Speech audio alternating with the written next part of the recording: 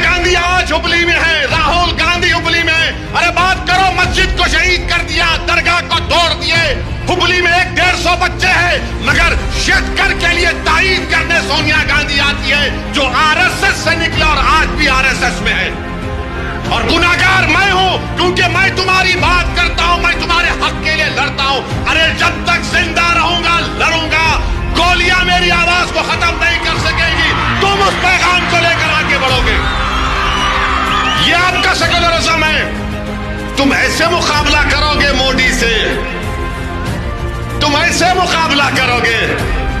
Madam Sonia Gandhi, मुझे उम्मीद नहीं थी आपसे कि आप एक आरएसएस के आदमी के लिए कैंपेन करने आएंगी। जगदीश शेट्टर तो आरएसएस से आया है। अफसोस का मुकाम है कि आइडियोलॉजी की लड़ाई में कांग्रेस नाकाम है और इल्जाम मुझ पर लगाती है। इनके जोकर, इनके नौकर, इनके गुलाम, इनके दुम चल्ले। अरे तुम पूछना चाहिए था, मगर कांग्रेस का मामला यह है कि जो बीजेपी से निकल गया, इनके पास एक सर्टिफिकेट देने की दुकान है, यूं लगा के लगा देते, तू सेक्युलर, बाकी के कम्युनल। अरे कांग्रेसियों, तो मुझे तुम्हारी सर्टिफिकेट की जरूरत नहीं है।